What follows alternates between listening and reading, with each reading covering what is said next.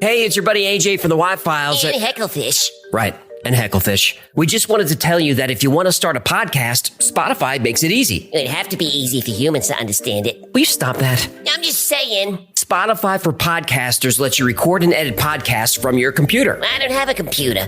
Do you have a phone? Of course I have a phone. I'm not a savage. Well, with Spotify, you can record podcasts from your phone, too.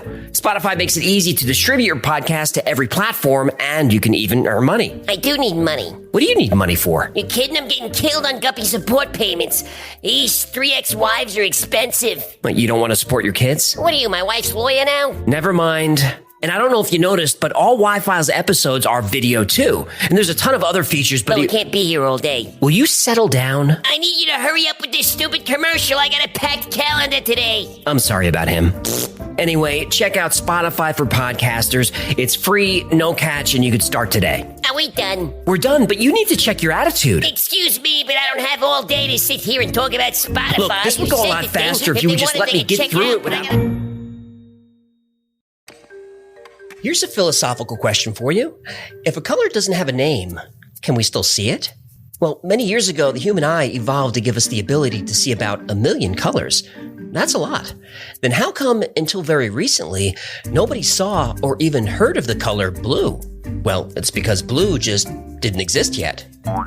Let's find out why.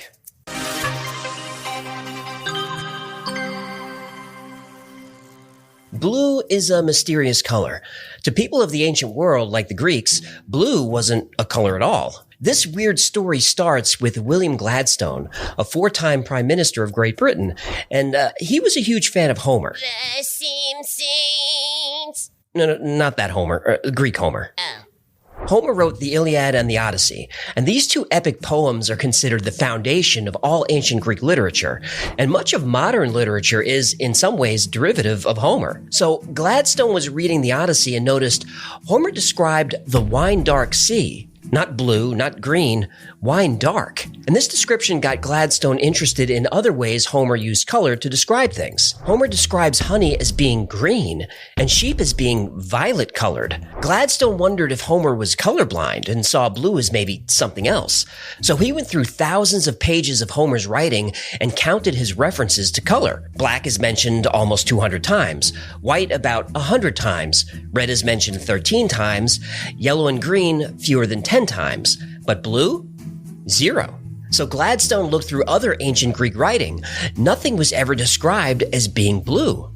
And Gladstone's initial thought was maybe the Greeks saw color differently than other people. So researchers analyzed ancient texts from all over the world. The Quran, the Hebrew Bible, ancient Chinese, Hindu, Icelandic. No blue. Not once. These ancient texts reference colors with pretty much the same proportion as Homer's epics. Black and white appear a lot. Red a few times, yellow and green appear very little, but blue never appears at all. And human eyes are the same now as they were back then, so why couldn't they see blue? Simple. Is it? Everything was in black and white. No, that's not accurate. Hello? I've seen the movies. All languages evolve in their own way, but almost universally, names for colors emerge in the same order. First, a language creates the words for black and white. The next color is always red. After red, it's either yellow or green. The last color to appear in every major language is blue. And this makes sense if you think about it. How often does blue appear in nature? We see black and white everywhere. Blood is red, so humans are familiar with that color. But what in nature is blue? Only 10% of flowers are blue, so pretty rare. But even more rare in animals. Birds, mammals, reptiles, none of them produce blue pigment. Yes, there are a couple of blue butterflies, but that's not pigment. They're actually brown. The color blue is created because of the way their wings are structured at the microscopic level. Same with blue feathers of peacocks or blue jays, blue toads, even people with blue eyes. That blue isn't pigment. It's the microscopic structure of the eye or the feathers or the skin that scatters the light in a way that appears blue. And since blue is so rare in nature, most ancient cultures didn't see blue as a separate color, but rather a shade of green. Languages are efficient. Why bother making up a word that you'll hardly ever need? The ocean wasn't blue, it was a shade of green. The sky wasn't blue, it was light black. Blue finally emerges as its own color when the Egyptians invented a way to produce a blue dye. Suddenly, the light black sky was blue. The Nile River, green for thousands of years, finally became blue. As Egyptian blue dye made its way around the ancient world, languages evolved to accommodate this new color. But before that, nothing. So unless you have a word to describe a color, it becomes really difficult for humans to perceive it. And there's proof of this, even today. Researcher Jules Davidoff conducted an experiment with the Himba tribe in Africa. And like ancient cultures, the Himba have no word for blue. To the Himba, blue is just a shade of green. So Himba participants were shown 12 squares on a screen. 11 of the squares were green, 1 was blue. Can you pick out the blue square? Now, of course you can. You found it immediately. But the Himba had trouble with this color. They had a lower reaction time than you or I would. But quick side note, you'll see lots of reports about this study that say the Himba couldn't see the blue square at all. That's not true. The BBC and Business Insider made that part up. It's a complete fabrication. Oh, wait a minute. I thought the media follows the science. Well, So the media only follows science if it fits their story? it would seem so. Well, you can knock me over with a feather. Anyway, what about this diagram? All 12 of these squares are green, but one of them is a slightly different shade. Can you pick out which one? Now go ahead and pause it if you need more time.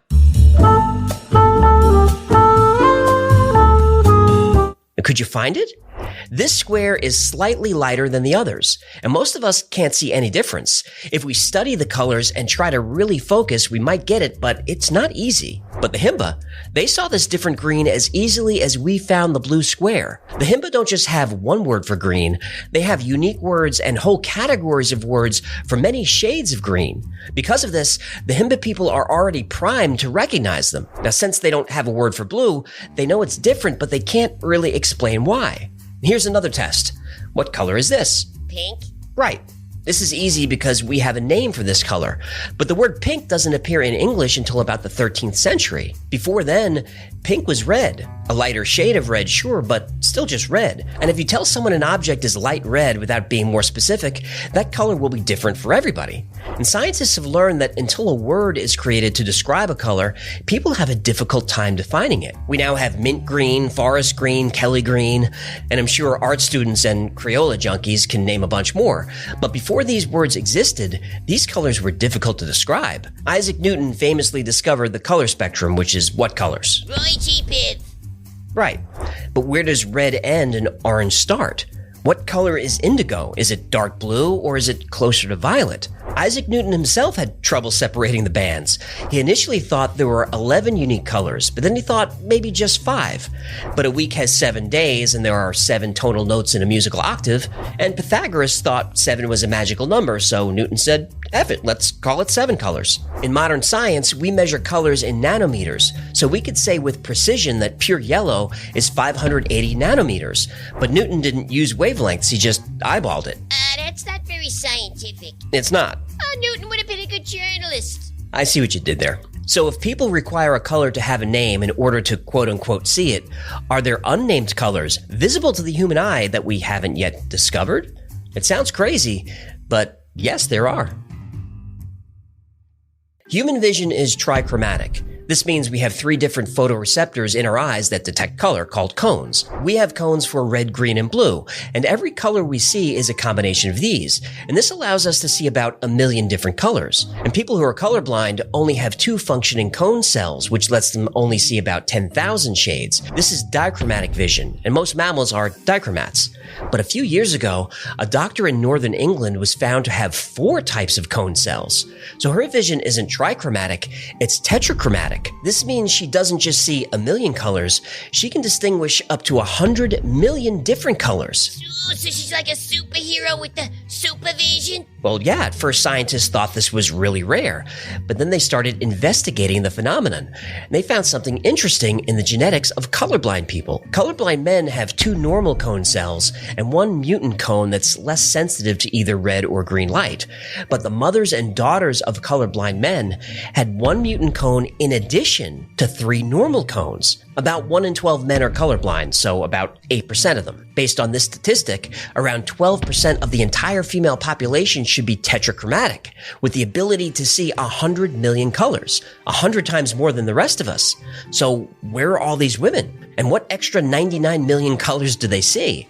Well, they don't even know they have access to these colors. Just like the ancient people weren't primed to see blue as its own color, women with tetrachromatic vision haven't been primed to see all these new colors. So one tetrachromatic woman was given a vision test, and she was shown a sequence of colors in rapid succession. And people with normal vision see these colors as identical. But this woman was able to see the subtle differences. Her brain was primed to make her aware that some of the colors she was going to see could be different, and she was able to pick out these small changes instantly and accurately. So what do these colors look like to the rest of us? Well, there's no way to describe it.